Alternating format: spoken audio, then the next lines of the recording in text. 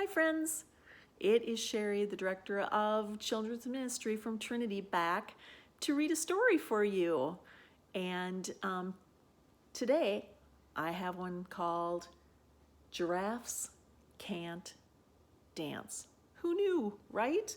This is by Giles Andreae and Guy Parker Reese. And it's a cute one too. Look at the great pictures. Gerald was a tall giraffe whose neck was long and slim, but his knees were awfully crooked and his legs were rather thin. He was very good at standing still and munching shoots off trees, but when he tried to run around, he buckled at the knees. Look at that, just fell. Now, every year in Africa, they hold a jungle dance where every single animal turns up to skip and prance. And this year, when the day arrived, poor Gerald felt so sad because when it came to dancing, he was really rather bad. Well, the hogwarts started waltzing, and the rhinos rocked and rolled. The lions danced a tango that was elegant and bold. The chimps did a cha-cha in a very Latin feel, and 8 baboons then teamed up for a splendid Scottish reel.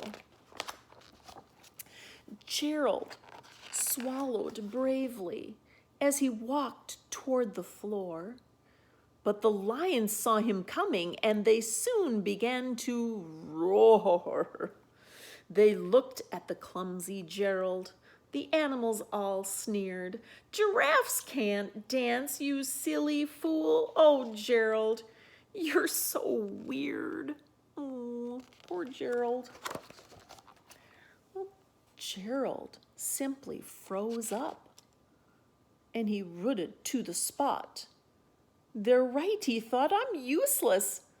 Oh, I feel like such a clot. So he crept off from the dance floor and he started walking home. He never felt so sad before, so sad and so alone.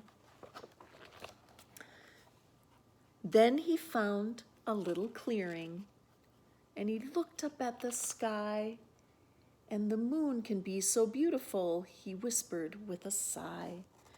"Excuse me," croaked a cricket who'd seen Gerald earlier on.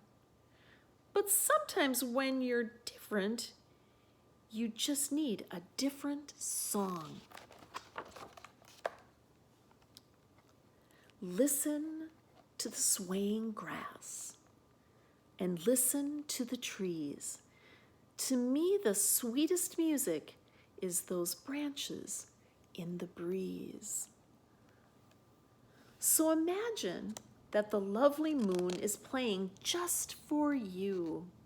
Everything makes music if you really want it to. With that, the cricket smiled and picked up his violin. Then Gerald felt his body do the most amazing thing. His hooves had started shuffling, making circles on the ground. His neck was gently swaying, and his tail was swishing round. Can you see that? He threw his legs out sideways and he swung them everywhere. Then he did a backward somersault and leapt up in the air. See that?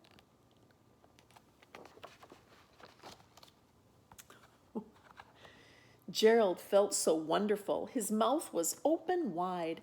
"I'm dancing! Yes, I'm dancing! I'm dancing!" Gerald cried. Then one by one, each animal who'd been there at the dance arrived while Gerald boogied on and watched him, quite entranced. They shouted, "It's a miracle! We must be in a dream. Gerald's the best dancer that we have ever seen." "How did you learn to dance like that? Please, Gerald, tell us how." But Gerald simply twirled around and finished with a bow. He raised his head up and looked at the moon and the stars above. "We can all dance," he said, "when we find the music that we love." That's a pretty fun one, right? So I hope you enjoyed the story today. And then I also am bringing out the Faith 5 to just remind you, when you have some little times together, share your highs and lows, read a Bible story or a story, talk about how the Bible reading might relate to your highs and lows, pray for one another's highs and lows, and bless one another.